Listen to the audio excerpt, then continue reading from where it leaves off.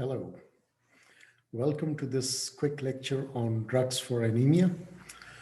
So I'll share the screen with you and then we will start with the lecture.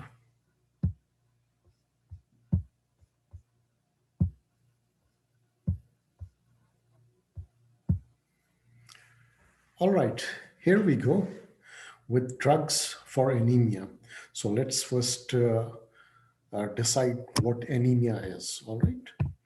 So anemia is defined as low concentration of hemoglobin in plasma, which results from two things. And one of them is a decreased number of circulating red blood cells or an abnormally low total hemoglobin content per unit volume of blood. So basically, it is a reduced level of hemoglobin in plasma and it leads to a diminished capacity to carry oxygen in the blood, okay? Signs and symptoms of anemia: fatigue, rapid heartbeat, shortness of breath, and pale skin. Now, anemia itself is a manifestation of some underlying condition, and I'll give you uh, the causes of anemia, which are over here. It could be due to chronic blood loss, which itself can have many causes. For example, you can get chronic blood loss in gastric ulcers. You can get chronic blood loss in ulcerative colitis or Crohn's disease.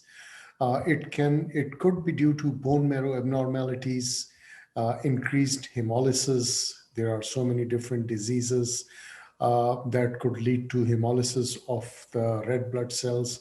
Hereditary spherocytosis is one of the diseases in which we get increased hemolysis. Malignancy, renal failure. We know that the kidneys produce erythropoietin, and in stage 3 renal failure, which is below when the estimated GFR falls below 60 ml per minute per 1.73 meters square. Those are the units used for that. Then drugs could cause anemia, especially those drugs that suppress bone marrow. Nutritional anemias, very common in third world countries, and genetics. One example is sickle cell anemia. So anemia is pretty common. I've got another lecture on anemia, which is more clinical, and we can go into more details of the causes of anemia in that lecture. I've got another lecture for sickle cell anemia as well, which causes so many complications, and it is basically managing the complications in sickle cell anemia. That is another issue. So anemia can be treated with drugs by transfusion of whole blood, but we do that in certain cases. But before that, we use drugs, all right? Or it depends upon the case, or it depends upon the severity of anemia. But this is basically a pharmacology lecture. And in this lecture, we are going to study the drugs that are used for the treatment of anemias. And there are not many drugs, all right? So here is the drug list for treatment of anemia. We have got iron, folic acid, cyanocobalamin, which is B12, Darbo Protein and Apoetin alpha. Then we have got drugs for treatment of neutropenia. There's a problem with spellings over here.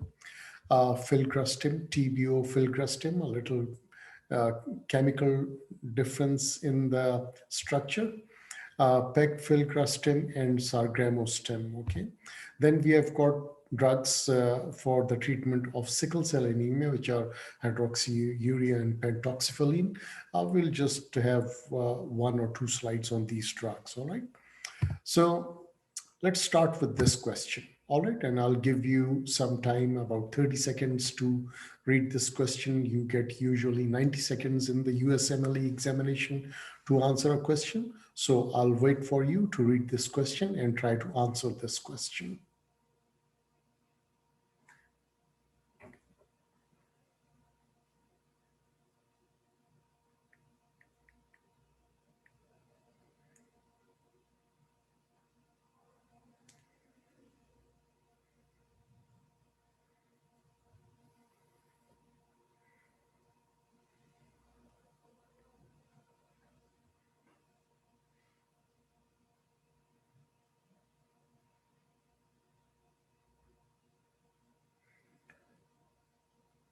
All right. Let's discuss this. That was pretty straightforward questions. If you were not able to answer this question, it's all right because we have not yet done the drugs for anemia. So most probably, his hemoglobin is very low, 8.5. It's an old man who has been using naproxen, and naproxen is an NSAID, and his mean corpuscular volume is low, right? So most probably he has got iron deficiency. His serum ferritin is also low, which is a complex. Ferritin is a protein which is produced by many different cells, and it forms a complex with iron and stores iron inside the cell. So all these indices point towards deficiency of iron. So most probably B is the correct answer over here. The patient's history and lab results indicate that he was most likely suffering from iron deficiency anemia due to blood loss, which is the most common cause of the disease.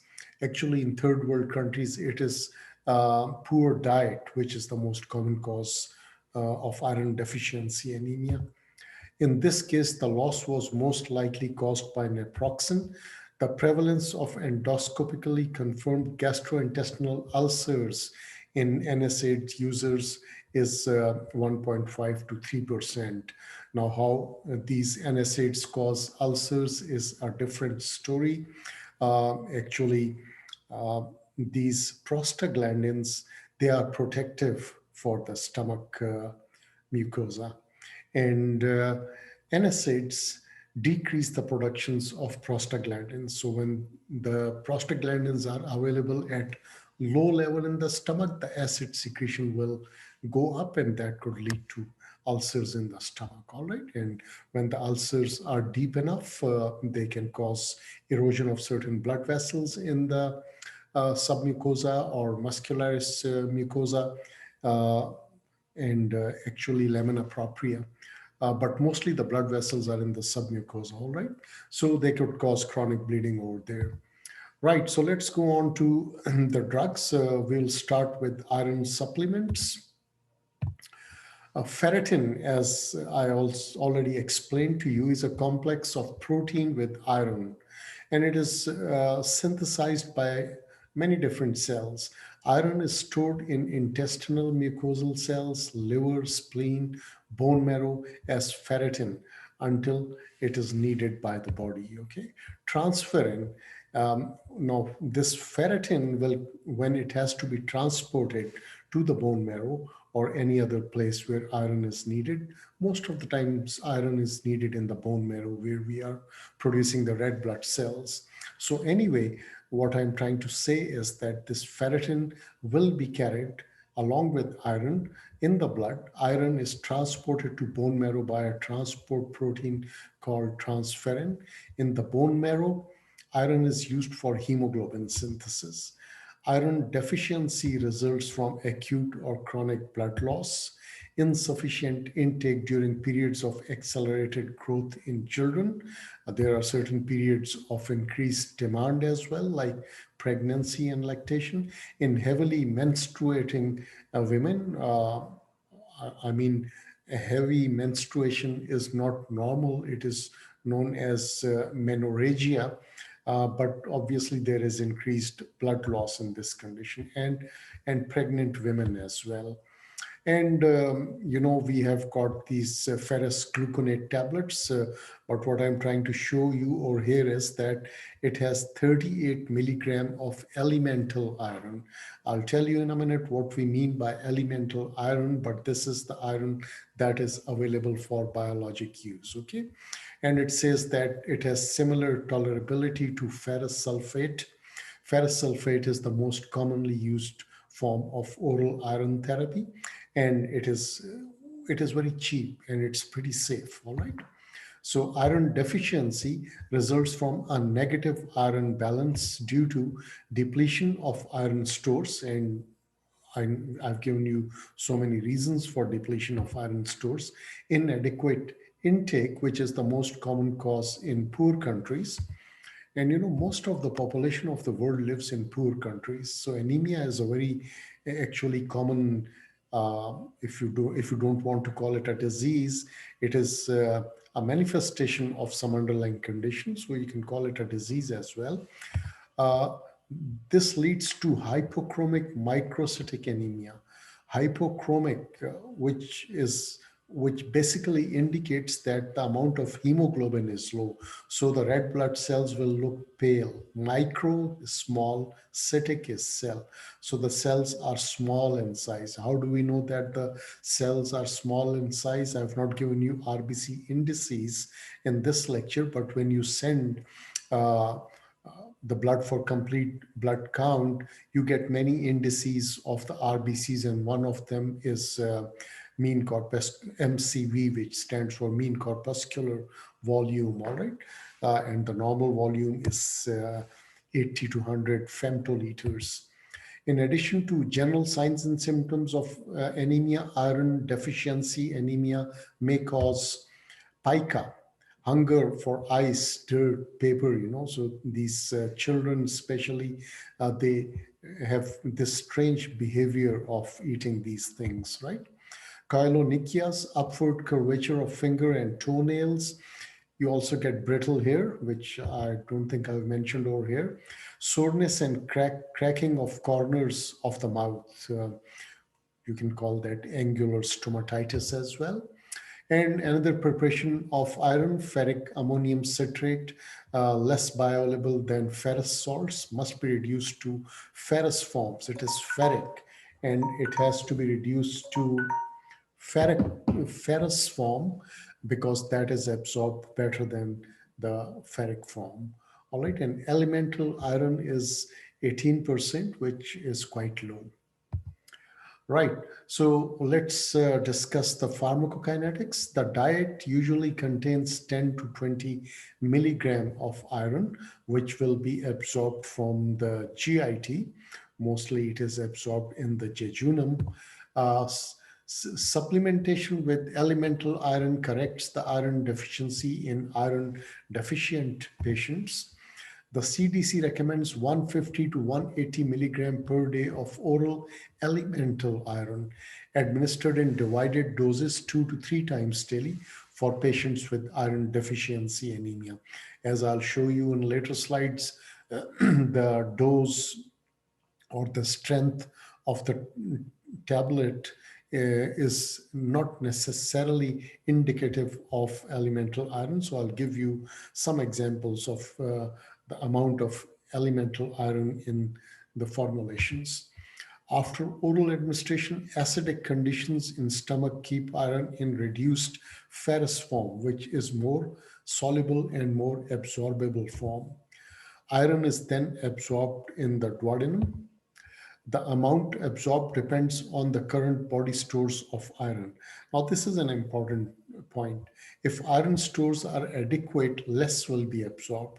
If stores are low, more iron will be absorbed because the body will make available more receptors for the absorption of iron in the GIT, or you can say in the enterocytes. So once the iron is absorbed in the bloodstream, it is uh, transported via transferrin in the intestinal cells. It will make a complex with ferritin, and then it will be transported in plasma and it will be taken to the bone marrow. And in the bone marrow, erythropoiesis takes place. We make RBCs, and these RBCs have got a lifespan. They have a lifespan in normal people. The physiological lifespan is 100 to 120 days. And then these, when they become senescent, which means when they become old, when they have completed their lifespan, they are destroyed, or they lies in the spleen, destruction of RBCs in the spleen, and they are taken up by macrophages. Hemoglobin and heme, they are converted to different compounds. Heme is converted to bilirubin, and then again the iron is recycled back in the blood. Okay, that will be used again for erythropoiesis or other functions. Okay, so it is about 20 milligram of iron per day that is recycled in the blood. The relative percentage of iron absorbed decreases with increasing doses, which means if you give a big dose of iron orally in the GIT, less iron will be absorbed. So that means if we give iron in divided doses, more iron will be absorbed. For this reason, it is recommended that most people take um, prescribed daily iron supplement in 2 or 3 divided doses. Some extended release formulations may be dosed once daily. They're absorbed slowly and they have got some other advantages as far as side effects are concerned. Here is another question. I'll give you just 30 seconds to read this question.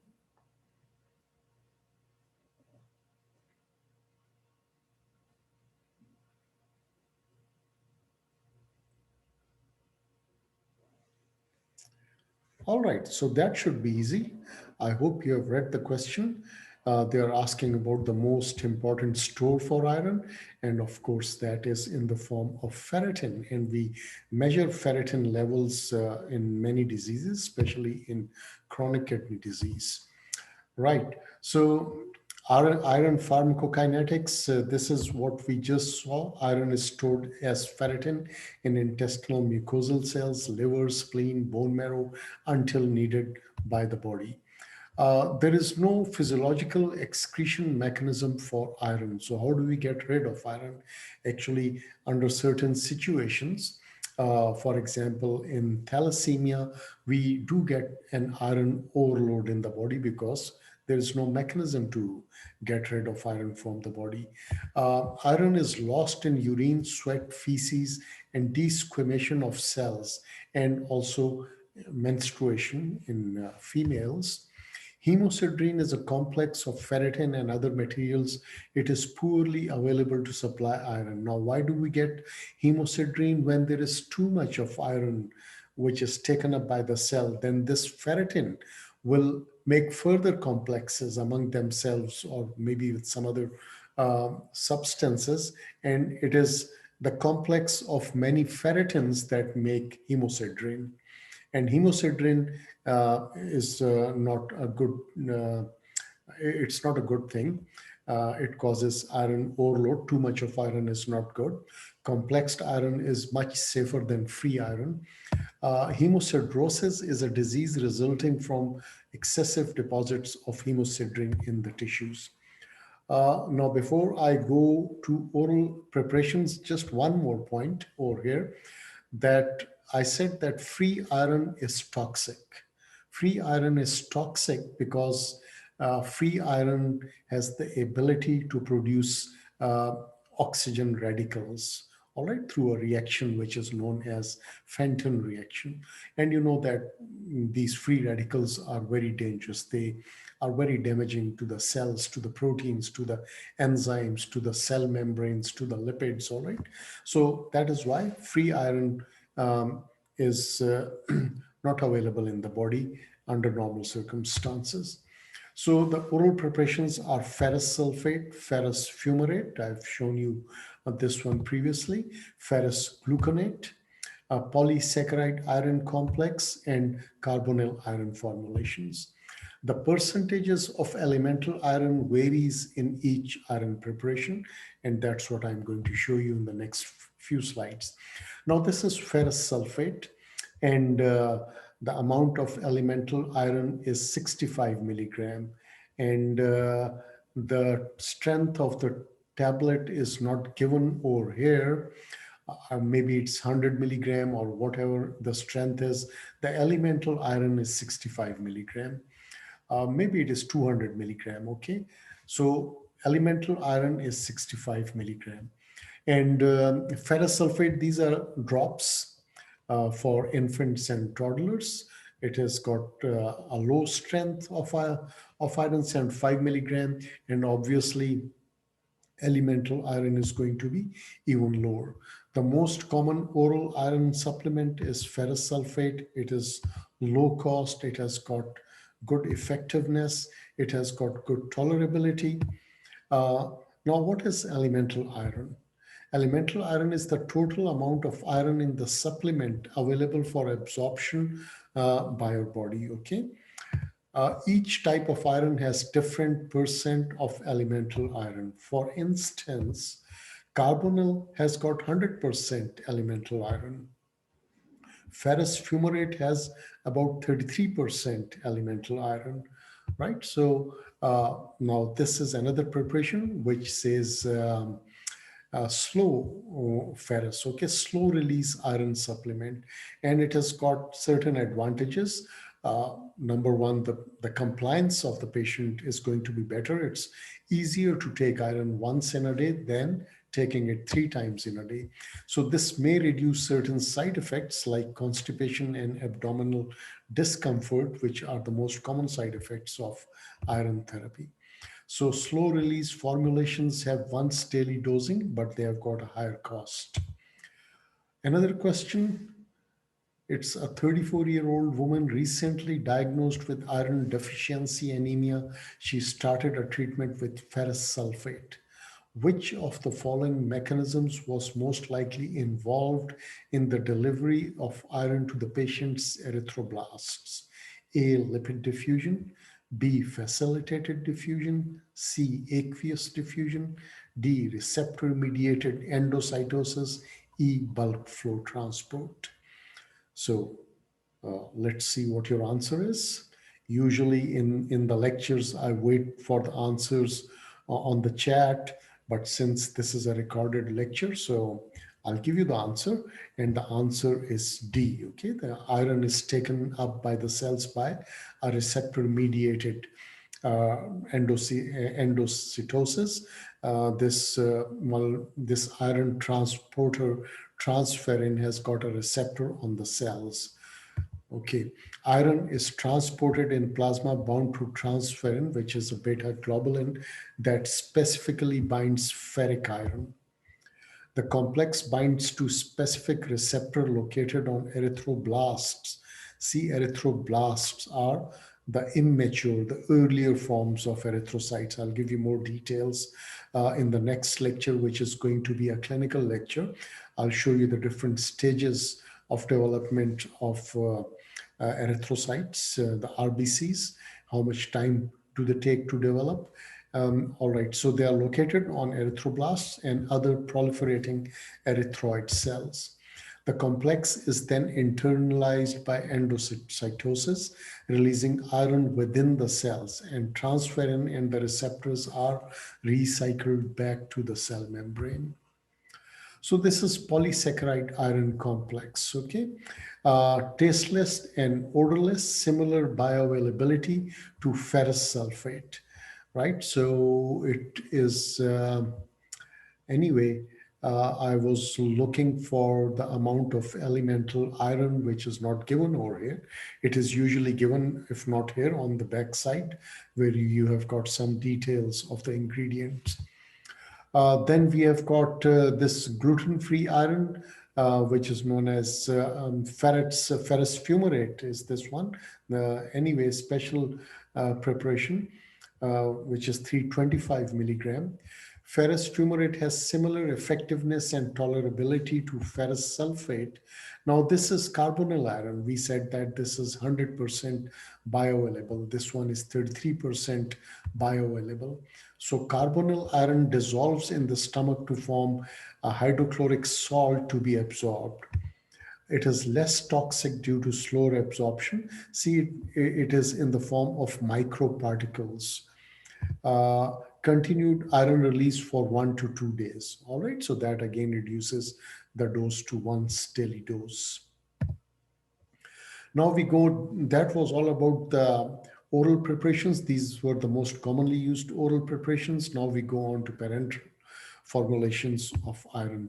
The following parenteral formulations of iron are available: iron dextran, sodium ferric gluconate complex, and iron sucrose. Right? Iron dextran is not very popular with people because of hypersensitivity reactions. So iron dextran, macrophages phagocytize iron dextran and release iron from dextran molecule, right? Then similarly, iron sucrose following IV administration, iron and sucrose dissociate, and the iron is transported as complexed with transferrin. Parental preparations correct iron deficiency or iron deficit much faster than oral preparation, and that is understandable.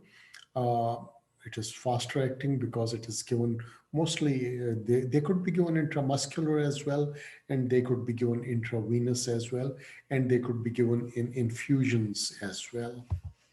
So this is Venofor, a very well-known preparation. This is iron sucrose, 100 milligram of elemental iron per 5 ml.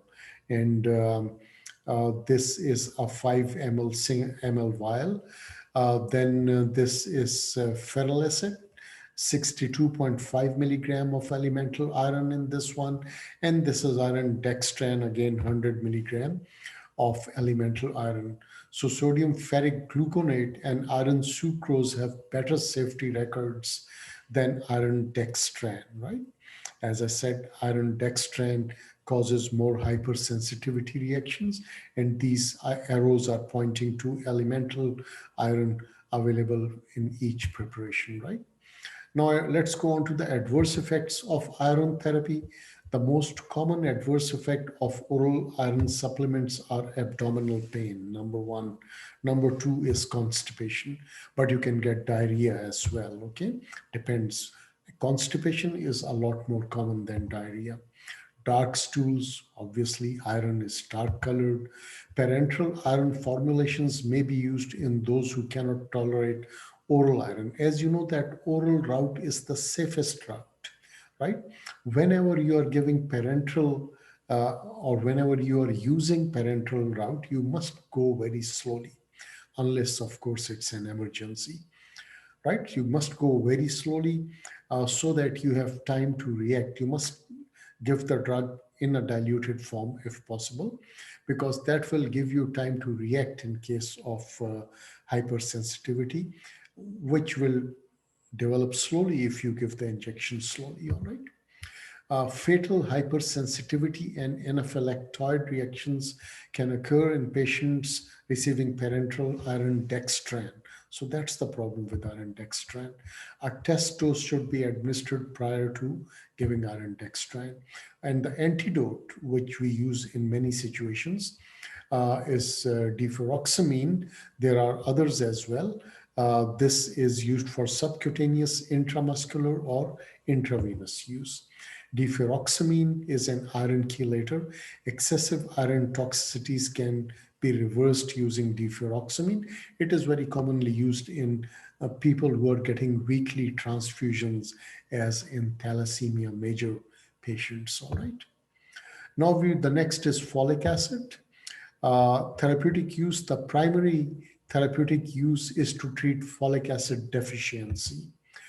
Causes of folic acid deficiency: increased demand, for example, pregnancy and lactation. It is especially important in pregnancy. Poor absorption caused by gastrointestinal disease. Alcoholism, alcoholics have got deficiencies of so many vitamins and minerals and nutritional ingredients. uh, Treatment with drugs that are dihydrofolate reductase inhibitors, for example, methotrexate, this pyrimethamine and trimethoprim. These are antibacterial drugs. As you know, they are also known as folate antagonists. So in humans, in those situations where we use methotrexate, we can get a deficiency of tetrahydrofolate, okay? Because we need tetrahydrofolate. It is a form of folic acid. We need that for the synthesis of purines and for the replication of DNA.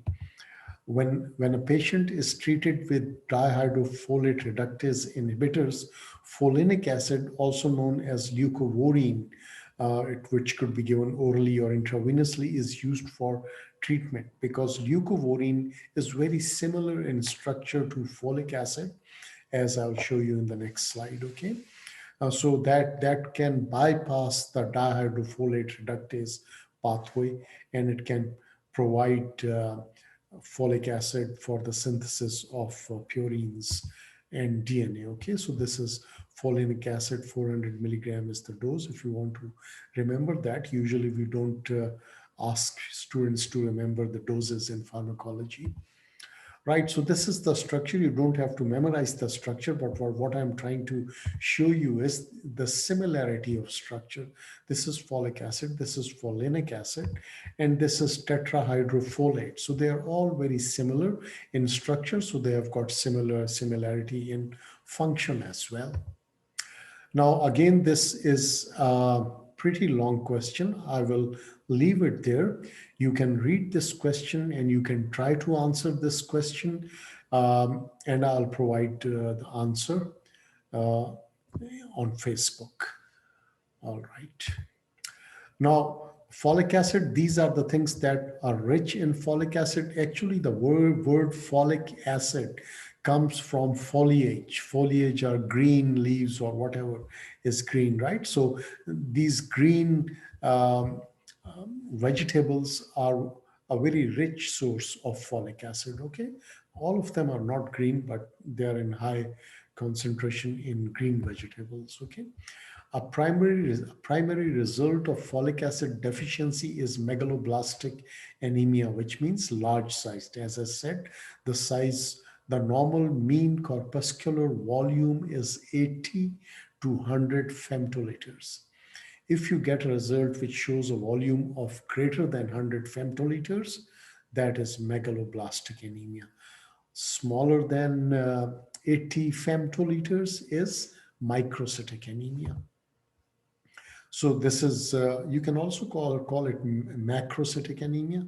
So this is caused by diminished synthesis of purines and pyrimidines. So when you do not have purines and pyrimidines, you will not synthesize DNA, so the cell will not divide. It will become larger.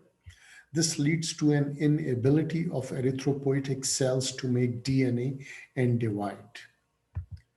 All right, so here, when you've got folic acid deficiency, you not only get large size RBCs, you also get huge neutrophils. So here, both vitamin B12 and folate deficiency can cause similar symptoms, which is megaloblastic anemia. But you have to find out, you have to distinguish between the two. You know, you have to treat whatever is deficient. You can get megaloblastic anemia in vitamin B12 deficiency and in folic acid deficiency as well. But as this thing shows, to avoid neurological complications of vitamin B12 deficiency, it is important to exclude vitamin B12 deficiency as a cause of megaloblastic anemia prior to instituting folic acid therapy, which means if you have got B12 deficiency and you give folic acid and you don't give vitamin B12, then although your anemia may improve, but you might get neurological complications because of B12 deficiency. So you have to replenish B12, okay? So luckily we have a combination which has got B6, B12, folic acid, all of them together, and it says lowers homocysteine levels. Homocysteine is basically an amino acid which has got, which is actually a marker of heart diseases, or a higher level of homocysteine is a risk factor for heart diseases, all right? Okay, and this high levels of homocysteine, it also has the potential to damage endothelial cells of the blood vessels. So high levels of homocysteine is not a good thing.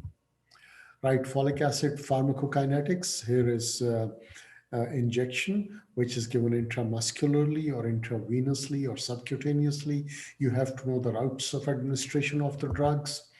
And folic acid is well absorbed in jejunum unless pathology is present. We saw that iron is absorbed in the duodenum. Also, jejunum has got the largest surface area. So most of the things are absorbed from the jejunum, all right? Excretion is in the urine and feces. Oral folic acid administration is non-toxic when used in doses less than 1000 microgram. So it is microgram. 1000 microgram is 1 milligram, right? Usually the tablets that you get are 5 microgram or something like that. There is some concern that folic acid is possibly unsafe when taken by mouth in large doses for a long term, for a long period of time. And this is from WebMD, which is a good resource for medical students and doctors on the internet. Rare hypersensitivity, well, rare is the key word, okay? Hypersensitivity reactions to parenteral injections have been reported, but rare, okay?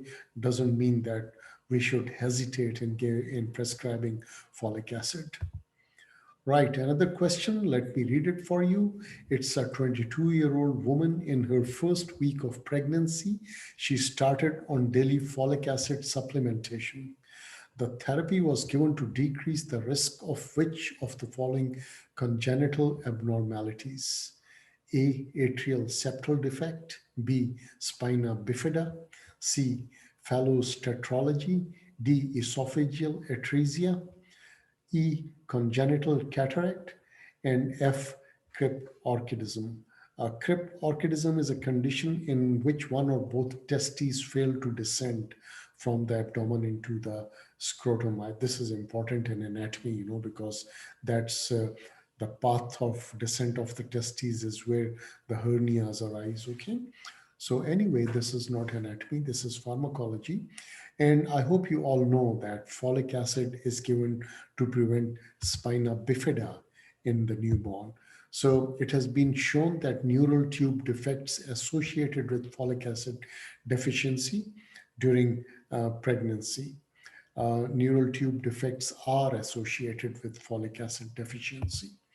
Folate supplementation during early pregnancy may substantially reduce the risk of neural tube defects such as spina bifida and encephalocele.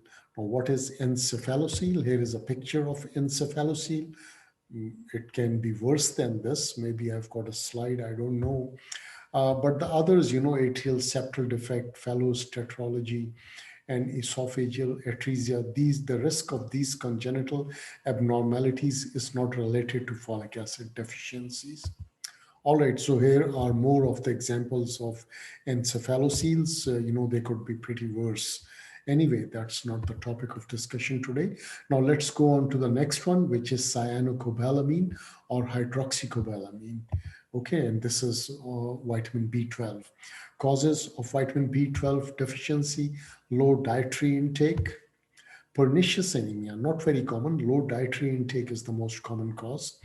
Pernicious anemia, poor absorption of vitamin due to failure of gastric parietal cells to produce intrinsic factor, which is a protein which helps in the absorption of vitamin B12 from the intestine, most probably terminal intestine in the ileum. That's where it is absorbed, the complex of intrinsic factor and vitamin B12.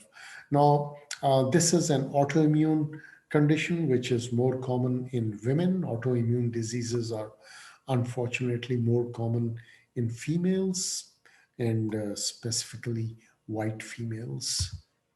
Intrinsic factor is a glycoprotein produced by the parietal cells of the stomach and is required for vitamin B absorption. A loss of activity of the receptor needed for intestinal uptake of the vitamin. So that is another cause of vitamin B12 deficiency. Non-specific malabsorption syndromes or gastric resection can also cause vitamin B12.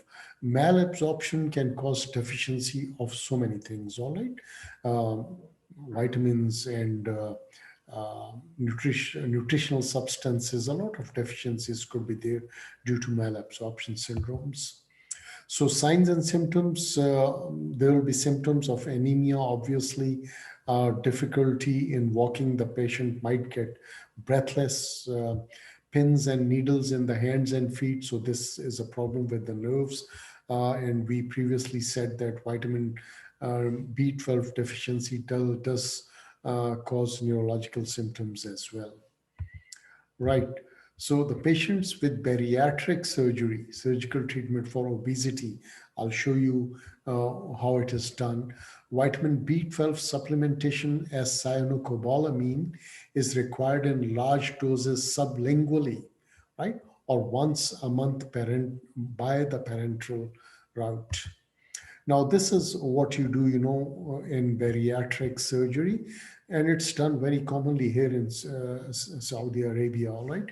So you have ligated the lower esophageal end, all right, and you have made an anastomosis of the intestine with the esophagus.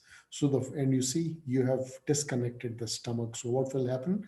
The food, instead of going into the stomach, is going directly somewhere in the duodenum, maybe beyond duodenum. Okay, it looks like jejunum to me, or whatever it is.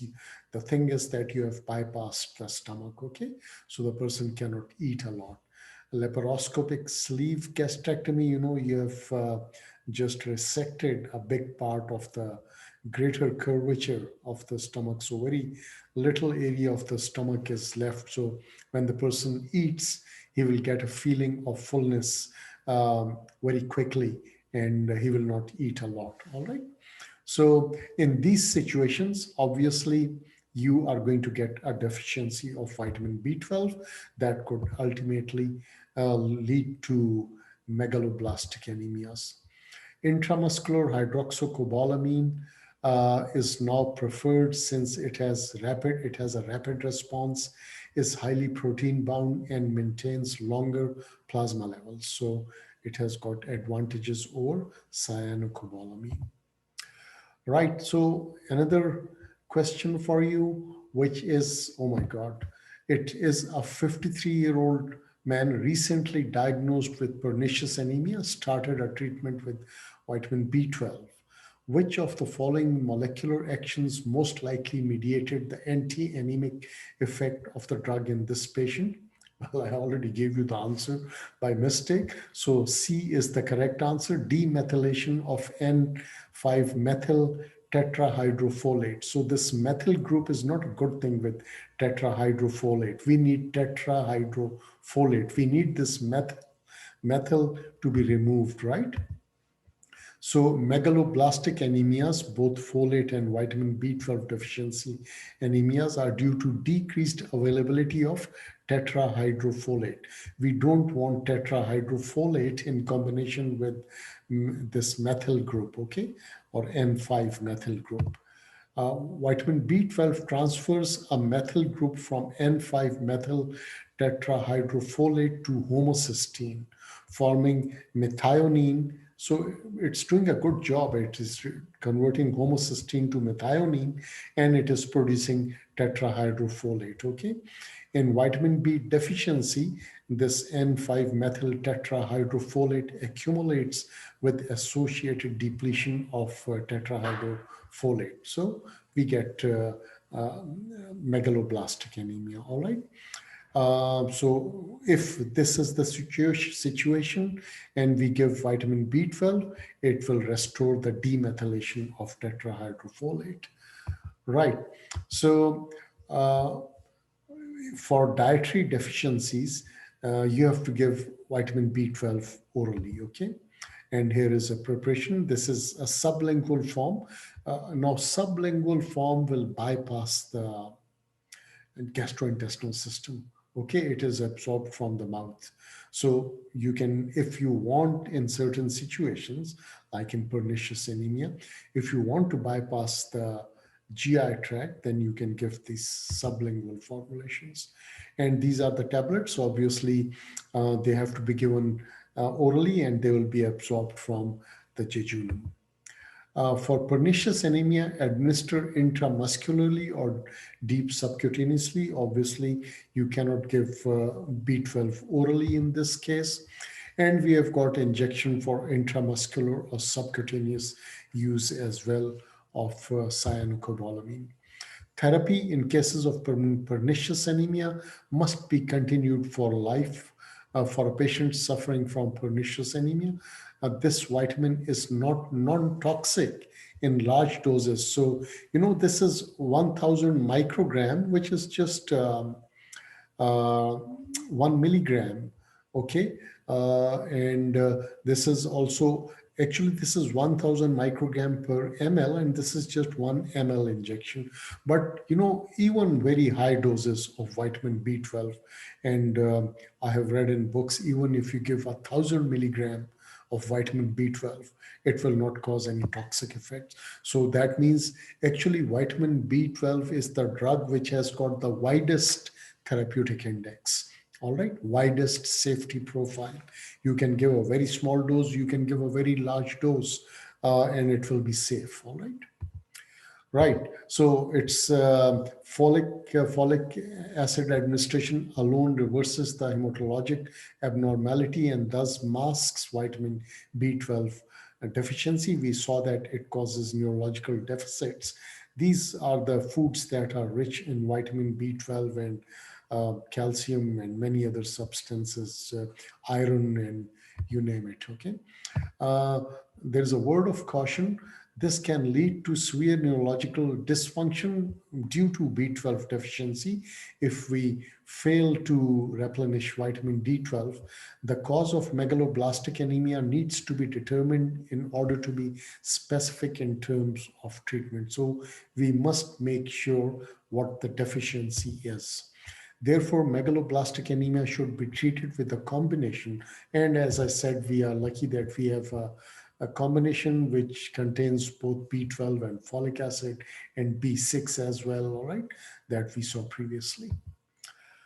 Right, another question for you guys. Let me read it for you. The presenting complaint over here is a 64-year-old man who was admitted to the hospital because of weakness, shortness of breath, and palpitations over the past 3 weeks. His past medical history is 2 years ago, he underwent gastrectomy for stomach cancer. Now, the only medication the patient was taking was intramuscular cyanocobalamin once a month. And his RBC count is low. You see, it is 3.1 million per millimeter cube. Normal is, in males, the normal is 4.76.1 million per millimeter cube or microliter. Millimeter cube is same as microliter. So he's a man. In women, it's lower. Uh, the RBC count is lower. The hematocrit is also lower in women. So his mean corpuscular volume is 60 femtoliter. His hemoglobin is very low, 8.6 gram per deciliter.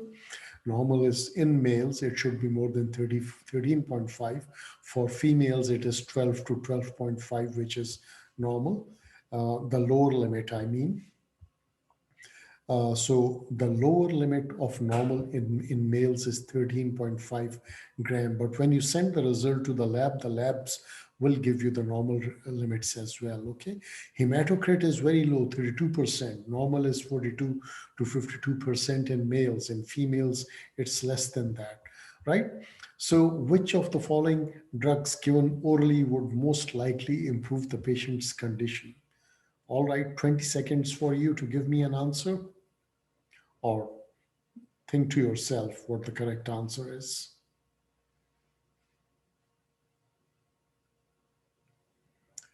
All right. Now, the thing is, cyanocobalamin, he's already taking it, he's already taking intramuscular cyanocobalamin. He doesn't need to take it orally. Even if you give him orally, it won't work because he has done gastrectomy and he has got very low levels of this intrinsic factor, all right?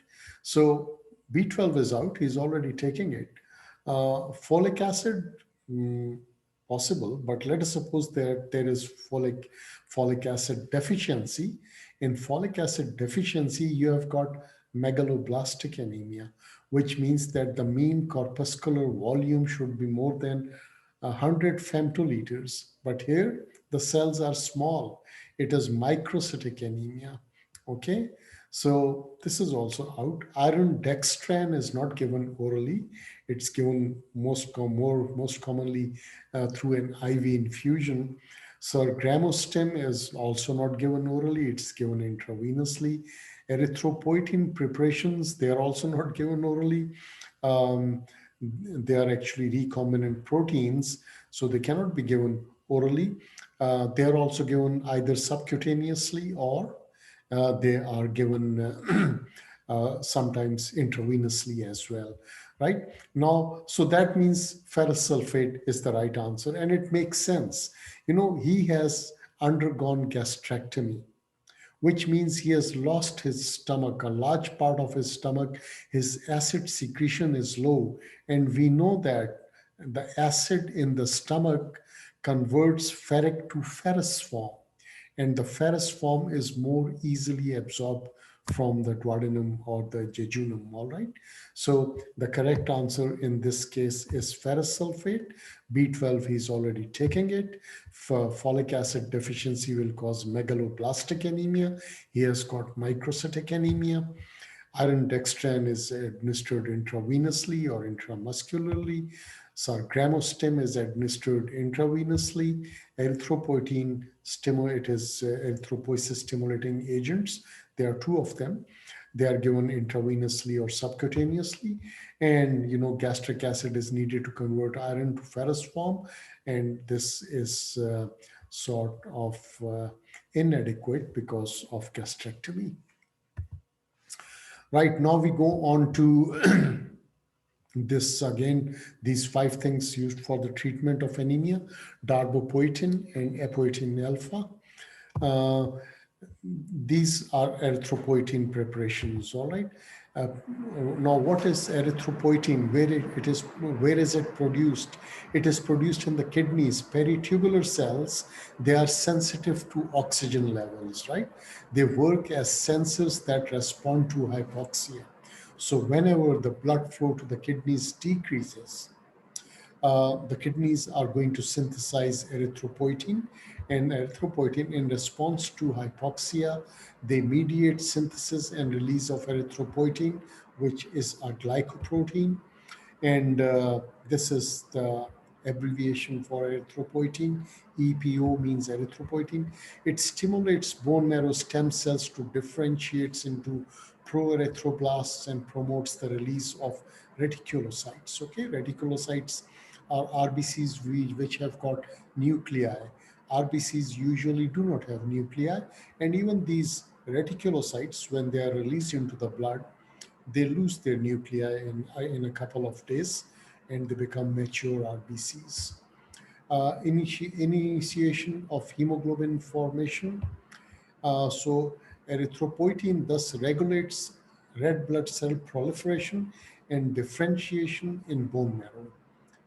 Right, so recombinant human erythropoietin, this is what it is, apoietin alpha. It is produced by recombinant DNA technology.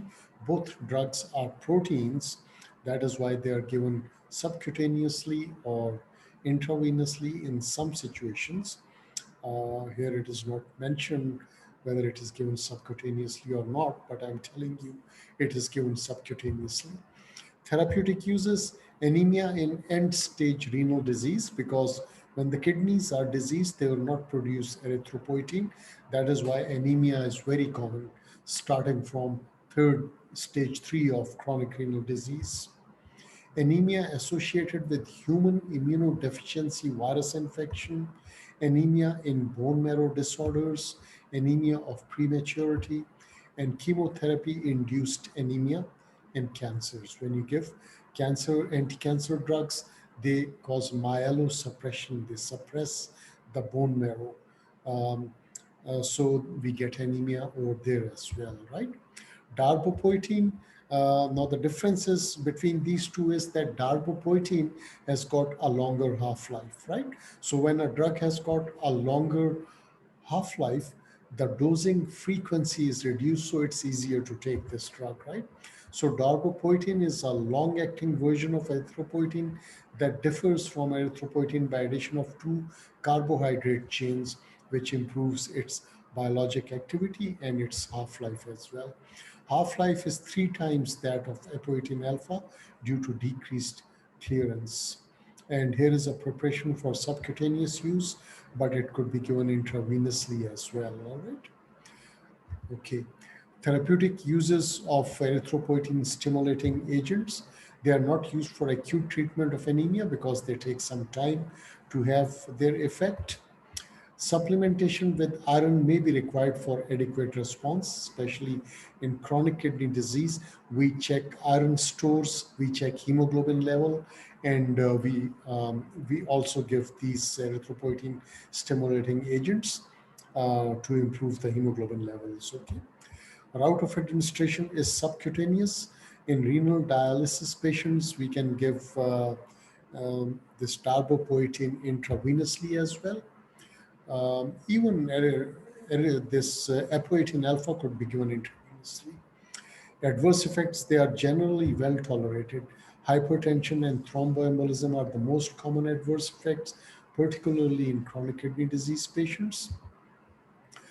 So the target hemoglobin level in chronic kidney disease is 11 gram per deciliter. Okay, they may cause arthralgia, which is pain in joints, and they can cause serious cardiovascular effects, especially apoetin alpha, when administered to target level of greater than. This is the level we are trying to achieve, especially in chronic kidney disease, and it also increases the risk of deep vein thrombosis, okay, in pre and post surgical patients. Increased risk of tumor progression or recurrence when it is used for chemotherapy induced anemia that we have seen previously. The CIA stands for chemotherapy induced anemia, right? It's written over here. All right, recommendations for erythropoietin stimulating agents. Product labels of ESAs have recommended doses to achieve and maintain hemoglobin levels within the range of 10 to 12 grams. Now, 10 to 12 grams in chronic kidney disease is acceptable, but our target is 11 grams, okay, in patients with CKD, chronic kidney disease, and reduce or interrupt dose when hemoglobin approaches or exceeds 11 gram.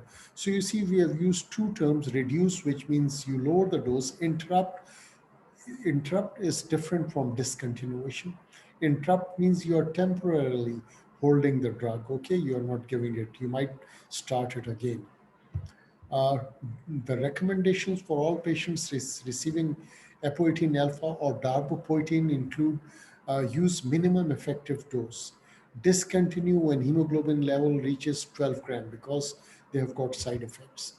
The hemoglobin should not rise more than 1 gram per deciliter over 2 weeks. Another important point, okay? Because we saw that apoetin alpha can cause heart problems. When the patient achieves a hemoglobin level of more than 10, doses of apoetin alpha or darbepoetin should be reduced or interrupted if the patient's conditions allow. So, evaluation, individual evaluation of the patient is important. Right, another question, let's have a look at it. It's a 6-year-old boy recently diagnosed with thalassemia major. He was started on whole blood transfusion therapy. So in thalassemia major, you might have to give blood transfusion more than once in a week. Which of the following drugs was most likely given during the transfusion to prevent transfusional iron overload? Right? So iron is coming, you are transfusing blood from another person, you are transfusing RBCs, and RBCs are loaded with iron. So he is getting a lot of extra iron in his body. He is going to get iron overload. All right. So pretty much straightforward question. You have to give something that chelates iron, and deferoxamine is the answer over here, okay? In thalassaemic children with severe anemia, blood transfusions are necessary to maintain life and normal activity. To prevent iron overloading as a result of repeated blood transfusion, deferoxamine is often given during transfusions. Okay, the drug can remove iron from hemosiderin. Now, this is a good point about deferoxamine. It removes iron from hemosiderin, ferritin, transferrin, but not from hemoglobin and from not from cytochromes as well. So that is a good thing. We need iron in hemoglobin and cytochrome, but we do not need a lot of hebocidin or transferrin or ferritin. Okay, so the drug can eliminate iron excess without affecting hemoglobin formation. Right now we'll go on to the next phase of the lecture, which are the agents used to treat neutropenia. This is not going to take a lot of time. We have already completed treatment of anemia. Now we'll go to the treatment of neutropenia. We have got four drugs: filgrastim, TBO filgrastim, peg filgrastim, and sargramostim. All right.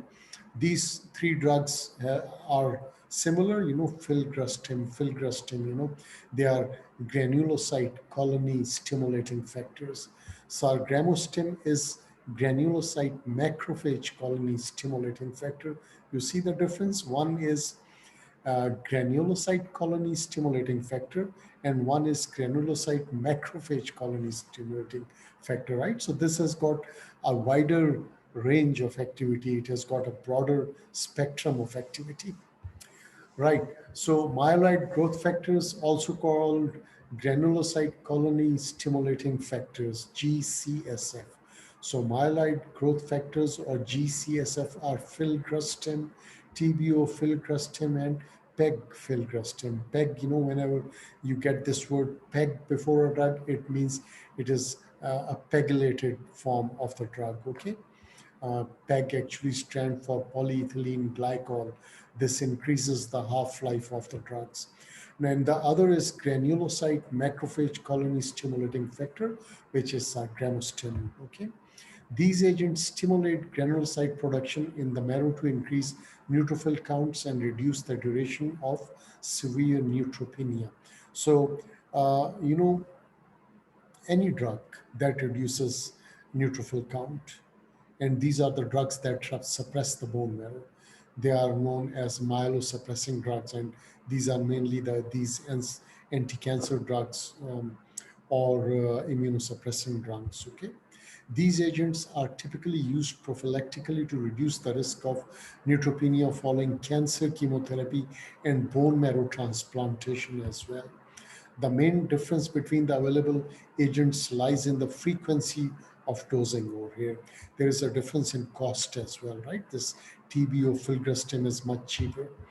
Filgrastim, TBO filgrastim, and sargramostim are dosed once a day beginning 24 to 72 hours after chemotherapy until absolute neutrophil count reaches 5,000 to 10,000. Okay, maybe I've got a slide in which I will show you the neutrophil counts as well.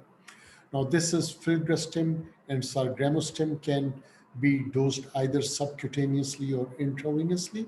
So this is filgrastim, which could be given subcutaneously or intravenously. TBO filgrastim and PEG filgrastim are dosed subcutaneously only. This TBO is just some chemical compound, okay, which has been attached to filgrastim. All right, this drug, leucine, it is a recombinant GM-CSF, which has been developed in yeast. Okay, now the difference between GM-CSF and GCSF is the difference in the expression of the receptors. The receptors for GSF are expressed only on neutrophils and perhaps a couple of other cell types. But the receptors for GM-CSF are expressed on neutrophils, they're expressed on dendritic cells, they're expressed on basophils and eosinophils. So it has got a much wider spectrum of activity. Right. So they are used for leukemia and lymphoma, right? The Leukemia and Lymphoma Society has listed many indications for sargramostim. Only one is given below. This is sort of a drug ad for this brand name, which is leucine. Okay. So they are saying that leucine is indicated for use following induction chemotherapy. What is induction chemotherapy, what is maintenance chemotherapy. We will discuss that somewhere else. Okay. So induction chemotherapy in older adults with acute myeloid leukemia to shorten time to neutrophil recovery and to reduce the incidence of severe life-threatening infections. So when you have got no neutrophils, you can get infections. The neutrophils are the first cells in inflammation that respond to injury, any injury. It could be injury due to bacteria or whatever. Okay. So that could lead to infections, and these are the doses. We will not go into the details of doses. Now, this is again a drug ad. You should not believe in drug ads. You should depend more on your own knowledge of pharmacology and therapeutics. They don't give wrong things. Otherwise, I mean, they don't say a thing that is not factual, but they twist the facts. They make the drug more appealing for laymen, right, who are not health professionals. So they cannot be challenged in the court, but you have to be very careful. Now, the only thing that I'm trying to show you over here is that TBO Filgrastin is much cheaper than Filgrastin, okay? That's why they have written, to take a bite out of CGF acquisition cost, okay? Now, certain adverse effects are there: splenic rupture, acute respiratory distress syndrome, allergic reactions, capillary leak syndrome. Okay, they are there. Uh, how they cause it, really, it's not clear. Okay, but these are the adverse effects they have. These are the different preparations, different strengths they are available in, but we don't have to memorize the doses, but we should know that they are used subcutaneously and they are produced by recombinant DNA technology. PEG filgrastim is a pegylated form. As I said, it is polyethylene glycol, which is attached to the drug molecule. Um, and in this case, it is granulocyte colony stimulating factor, resulting in a much longer half-life when compared to other agents. So this is a body injector. You just stick it onto the arm. As such, it is given as a single dose 24 hours after chemotherapy rather than once daily. Okay, monitoring of absolute neutrophil count is not necessary. There is no evidence to show superiority of one agent or another in terms of efficacy and safety and tolerability. Okay, bone pain is a common adverse effect, right? So this will be absorbed through the skin. Okay, treatment of, you see here, uh, it will stick to the skin and it will release the drug slowly. So it is a transdermal formulation. So these are the drugs. Once again, I won't read them now. And again, another picture that shows that this patient, she's getting this. Maybe she got some cancer therapy for something, right?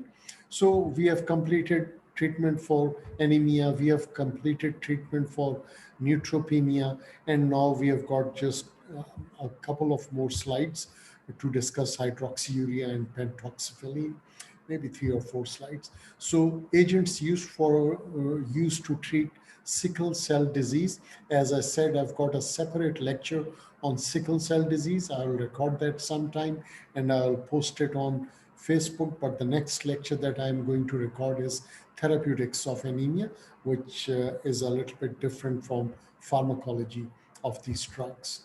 So this is hydroxyurea.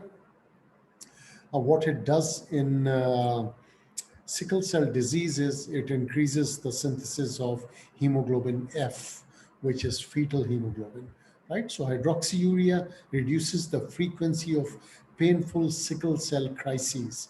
Now, sickle cell, whenever these cells, this sickled hemoglobin is exposed to low oxygen situations or conditions, it sickles, and the cell shape changes, it damages the cell membrane, and it produces what we call vaso-occlusive crisis, right? Which means it occludes the blood vessels, the smaller blood vessels, and that leads to a lot of complications that we'll discuss in some other lecture, and it can also lead to infarction of the spleen. So it is the complications in sickle cell disease that we try to manage in a patient of sickle cell disease. So hydroxyurea is one of the treatments. It is used off-label to treat chronic myelogenous leukemia and polycythemia vera as well. In sickle cell disease, the drug increases fetal hemoglobin concentration and decreases hemoglobin S concentration. This process takes several months, okay? So we have to use it for a long time. Hydroxyurea delays polymerization of hemoglobin S. So polymerization is the main problem whenever there are low oxygen situations or conditions. The hemoglobin S polymerizes and becomes like needles inside the RBCs and can damage the cell membranes, and the cells also change their shape, okay? They become sickle shaped.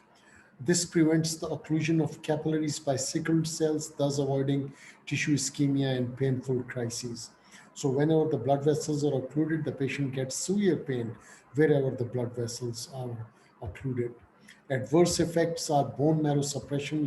It is, after all, an anti cancer drug. It is used in myelogenous leukemia and polycythemia vera as well, and cutaneous vasculitis, administered under supervision of a physician experienced in treating sickle cell disease. Okay, so that means a hematologist.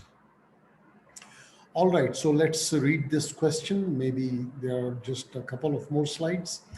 A 42-year-old man suffering from diffuse non-Hodgkin lymphoma was in hospital for autologous bone marrow transplantation. Uh, this is also known as hematopoietic stem cell transplantation. Okay, which of the following drugs should be administered after transplantation to hasten neutrophil recovery? All right, so we are talking of neutrophil recovery. So obviously, just two slides previously, we have looked at the drugs that are um, used for neutrophil recovery, you can say, okay, or for neutropenia. So the answer is filgrastim. And bone marrow transplantation is associated with profound granulocytopenia. Now, before bone marrow transplantation, you have to destroy the pre-existing bone marrow. All right, so there is a period of time when the patient has got no defense at all, no immunity, because you have to destroy, or it is, known as ablation, myoablative, pre-myoablative preparative regimen. Either you give irradiation. That is why, bone marrow transplantation is not difficult. It is this period when the patient does not have any immunity. And that is why the units for bone marrow transplantation are very expensive. You have to have a positive pressure inside that unit so that nothing comes in from outside, okay?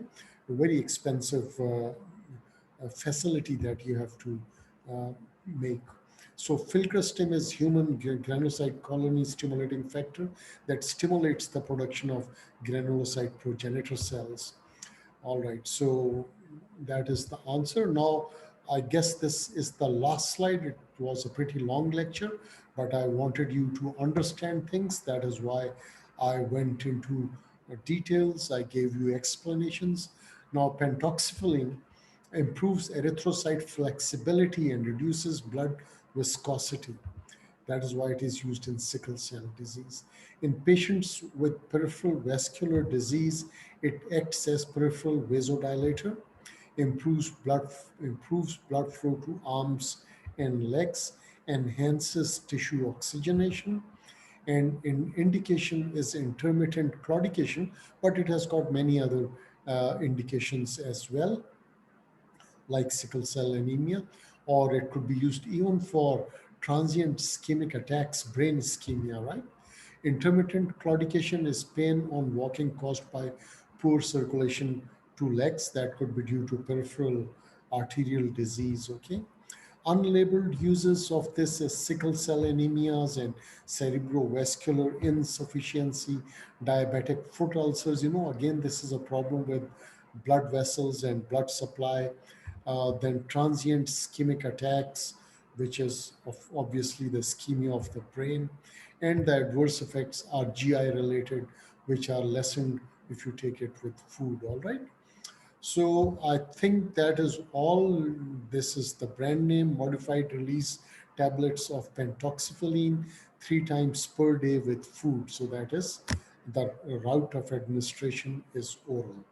All right, so that is all. Actually, it is not all. These are a few tables um, for a quick review, and you can keep them with you for reference or for a quick review. They're giving the adverse effects, drug interactions, monitoring parameters, right? And that is all.